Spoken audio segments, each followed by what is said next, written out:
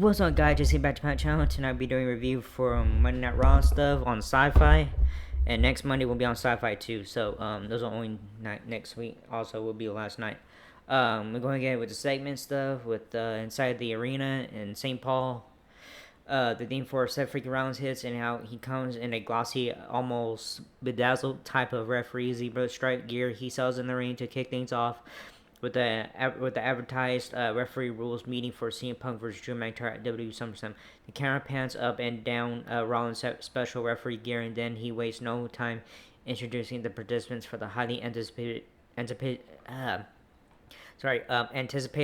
grudge match at the biggest party of the summer. First, the theme for CM Punk hits, and now he comes with this slicked back hair and cut off sleeve t-shirt, chumming it up with the St. Paul crowd on the way to the ring. Right, before he says anything, the entrance tune for Drew McIntyre hits, and out he comes. Before his theme even dies down, we hear Michael Cole sort of kind of reference his photo with Jack Perry on X, pointing out he has stirred things up on social media again over the weekend. McIntyre and Punk glare at each other. As the music dies down, Rollins begins by informing Punk and McIntyre per orders of the office that neither man is to lay a finger on each other or Rollins, or the match at SummerSlam is off. Punk jokingly slides out of the ring to say he's got no reason to stick around if that's the case. McIntyre tells him to exercise self-control like him. Punk says he's not worried about him, he's worried about what he will do. Punk finally gets in the ring per the demand of Rollins. Punk tells Rollins to enjoy him saying things and him having to listen to them while he can. Rollins makes it clear to McIntyre that the only person who hates Punk as much as him is he. He says the same to Punk but about McIntyre. He tells him if they'll shut up, he'll finally get to the referee orders. He tells him they only give up when he talks about how it's going to be a violent spectacle, and says a lot will be left to referees the Christian or something. Punk takes a quick shot at Rollins, telling him that him being a referee is like a hat on hat, which based on how he dresses is something he probably likes. McIntyre begins first and says he tore Punk's triceps and put him on the shelf for 7 months, and he wasn't even trying. He talks about Punk screwing him at WrestleMania and in front of his family. Punk tells McIntyre he's lucky to orbit him and says he's the third wheel in this. As they continue to talk, McIntyre taunts Punk with his bracelet. Punk gets in his face, but he won't touch him.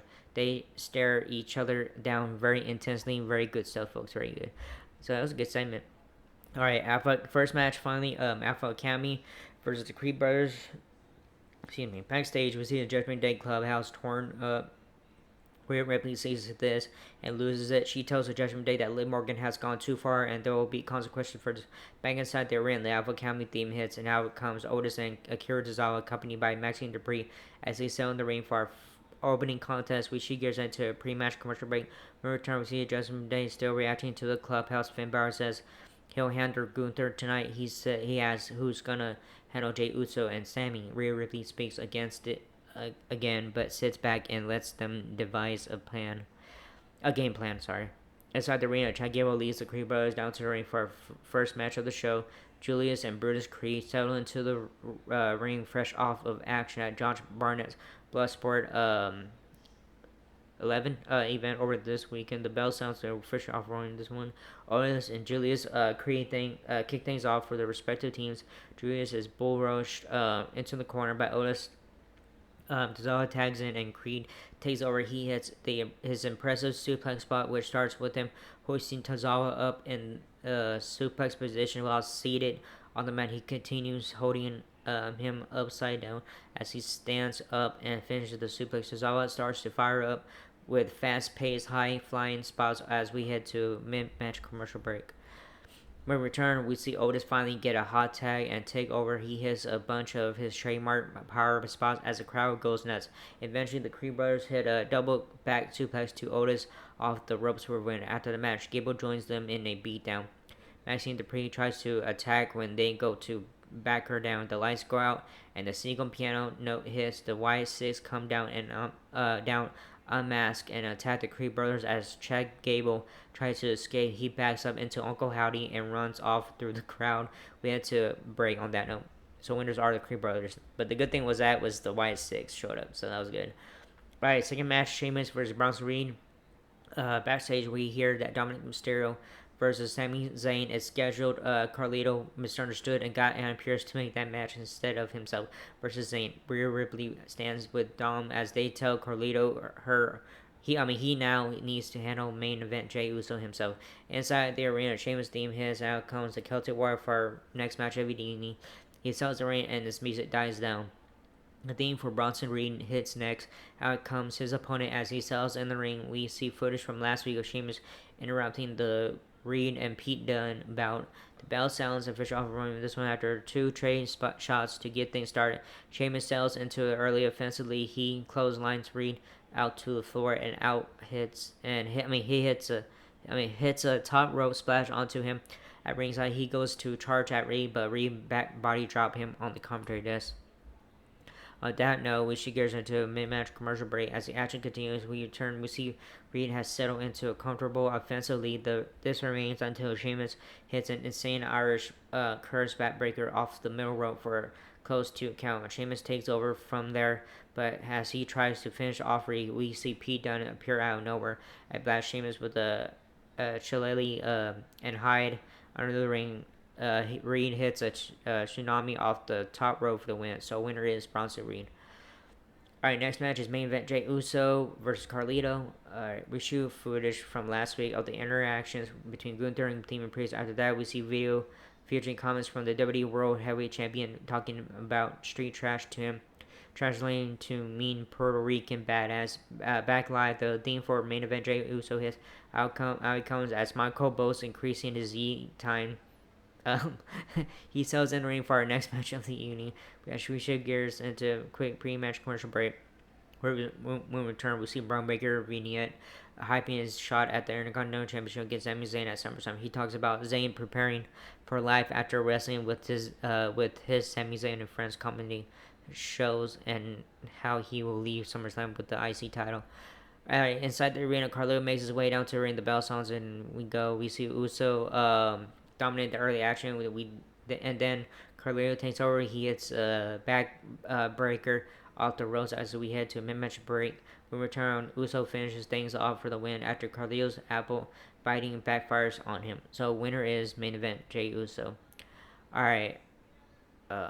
After the match, we see Zelina Vega being interviewed when Sonya Deville, Shayna Baszler, and Zoe Stark confront her and attack her, snapping her already injured arm. Referees and officials rush to the scene to check on her as we head to a commercial break. All right. Next match is Xavier Woods versus Karrion Kross. We learned that Kofi Kingston re-injured his shoulder. Damn. On the WWE Super Show tour of Japan, we also see The Miz in a backstage interview announcing he is the host of WWE SummerSlam in his hometown of Cleveland, Ohio. R-Truth shows up and confuses this per usual back inside the arena. The New Day theme hits. Out comes Xavier Woods for the next main match of the evening. His scheduled opponent, Karrion Kross, comes out next. He gloats about Kofi being injured again and tells Woods to join the Final Testament. He talks trash about Kofi, prompting Woods to jump him early to kick this match off with the bang. The bell sounds and sends Kross out to the floor. He heads out after him as we head to mid-match commercial break. When we return, AOP get involved, leading to Kross winning. So winner is Karrion Kross. Alright, next match is Sami Zayn versus Dominic Mysterio. We see footage of Paul Levesque greeting Minnesota's own JC Ventura as he arrived to the building earlier tonight. After that, Jake Redmond is standing by with Sami Zayn. He responds to Braun Breaker's comments from earlier tonight and explains why he's going to win this weekend. The camera follows him as he heads through the curtain and makes his way out to the ring for our next match of the evening. As he settles inside the square circle, we shift gears into a quick pre-match commercial break. When we return, we see Dom in a comfortable offensive lead. Alright, Mysterio hits the Three Amigos and heads to the top rope, but no one is home when he leaps. Zayn takes over and hits an exploder suplex in the corner. He looks for the Helluva Kick, but sees the Judgment Day members making their way to the ring. They hit the ring and attack, and the match is thrown out. Main event, Jey Uso hits the ring to help Zayn out and takes out the Judgment Day guys. We see Zayn alone in the ring, and from behind, Braun Breaker attacks Zayn, fights back, but Breaker retreats and heads to the back. As Sami Zayn is left standing tall, Breaker tries sneaking back in, but Zayn knocks him back to the floor. So winner via disqualification, Sami Zayn. Alright, next match is Live Valkyria, King Carter, and Katana Chance versus Sonya Deville, Shayna Baszler, and Zoe Stark. As at the commentary desk, Michael and Pat McAfee set up the latest Y6 VHS message. This time we see a very different looking Dexter Lumis. He looks different with long hair, but badass. He talks in brief sound bites in a very brief nothing happening installment in what is continuing to be watered down presentation of the new group. Alright, so next Monday will be the what's the name? Yeah.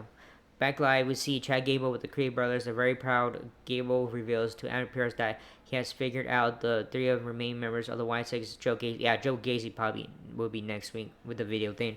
Joe Gacy, Dexter Lumis, and Eric Rowan.